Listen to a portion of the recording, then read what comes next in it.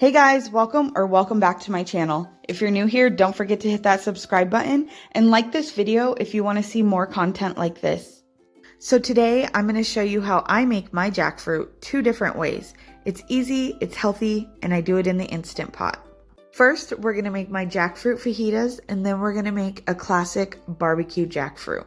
I know not everybody has an Instant Pot, but you can easily adapt to your stovetop or your crock pot. So let's go ahead and jump right into this video. Okay, so today we're going to start with my jackfruit fajitas. First, we're going to add two 20-ounce cans of jackfruit in the brine right into the pot.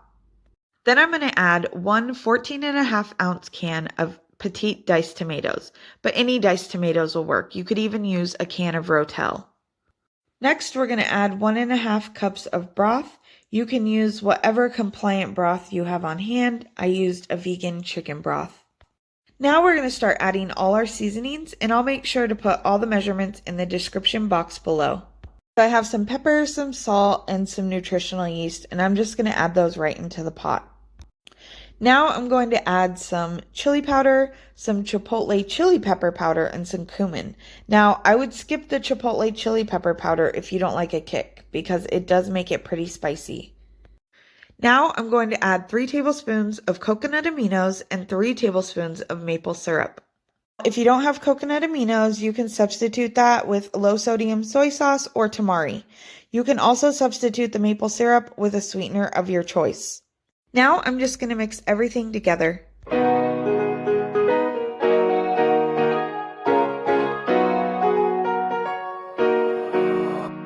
Okay, now that everything's mixed together, we're going to go ahead and put the lid on and make sure that your valve is set to sealing. Then we're just going to turn our Instant Pot on pressure cook on high for 5 minutes. Once your timer goes off, you're going to allow it to naturally release for 15 minutes, and then you're going to release the pressure from your Instant Pot. Then I'm just going to hit cancel, and then I'm going to get my potato masher, and I am going to start mashing up that jackfruit.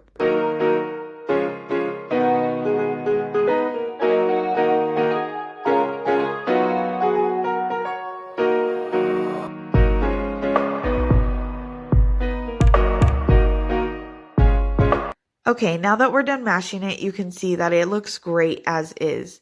You could use it in so many recipes right now, but we're going to go ahead and turn it on to saute mode and start cooking it down so that jackfruit can absorb all of those flavors. We're going to saute it for approximately 15 minutes or until it's absorbed all of the liquids.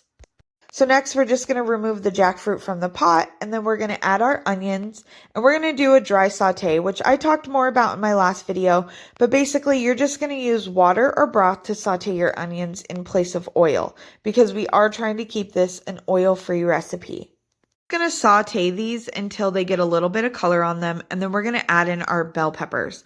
I'm using a tri-colored bag of frozen bell peppers because it's easy and quick, but you could use fresh if that's what you prefer. Then we're just going to go ahead and mix it up and let it cook down.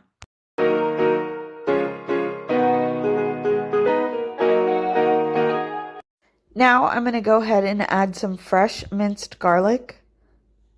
Then we're going to let it cook for about 2 minutes. Then we're going to give it a good little mix, and then we're going to add our jackfruit back into the pot. Now you want to add the juice of 1 lime to the pot.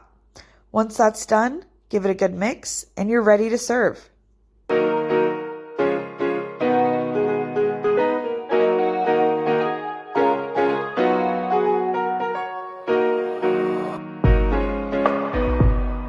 Now we're going to go ahead and jump into the next recipe, which is my pulled barbecue jackfruit.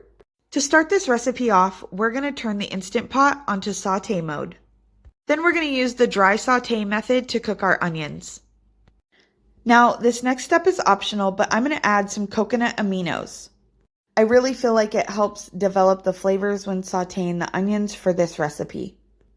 We're just going to go ahead and continue to saute this for about 7 to 8 minutes or until they are translucent.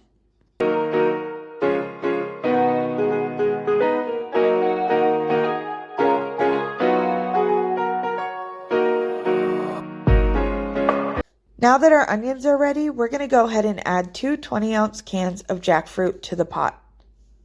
I forgot for the last recipe, make sure you rinse and drain your jackfruit. Now we're going to go ahead and add our broth to the pot. I just used the same broth as I did last time. Of course, use whatever works for you or what you have on hand. Then we're going to go ahead and start adding our seasonings. I'm just using some paprika, some ground mustard seed powder, some more of that chipotle chili pepper powder, and some garlic powder. Again, you can skip the chipotle chili pepper powder if it's too spicy for you. Then we're going to give it a quick little mix before we put the lid on and make sure our valve is turned to sealing, and then we're going to turn our pressure cooker on and cook it for 5 minutes at high pressure. We're going to allow that to naturally release for 15 minutes, just like we did the last one. Release our pressure, and then we're going to open our pot.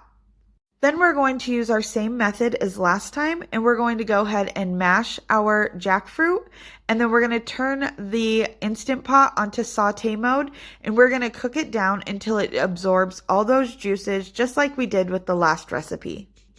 Now we're going to go ahead and add our barbecue sauce. I'm going to start by adding 3 tablespoons of maple syrup, and then 1 bottle of Primal Kitchen's unsweetened barbecue sauce. I'm using this barbecue sauce and the maple syrup today because I'm trying to keep my recipe compliant with the whole food plant-based oil-free diet, but you could use whatever barbecue sauce you like. Now your barbecue jackfruit is ready to serve, or you could take it one step further like I like to do and preheat your oven at 400 degrees and bake your jackfruit in a thin layer on a baking sheet for 30 minutes. This is going to dry it out a bit and give it more of that desired texture for a barbecue pulled sandwich.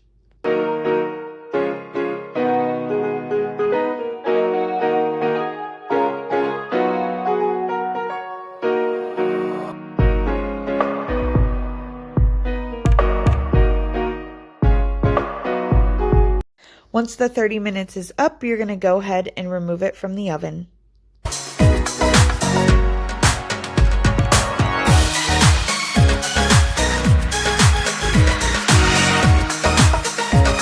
And there you have it. It's ready to serve. I love to pair it with my favorite coleslaw on a whole grain bun. Wow, doesn't that look fantastic? Alright guys, that's a wrap for this video. Thank you so much for joining me. Leave a comment down below and let me know what you thought. And as always, if you make one of these recipes, tag me on Instagram or Facebook at This Is Royale. I'll see you next time, guys. Bye!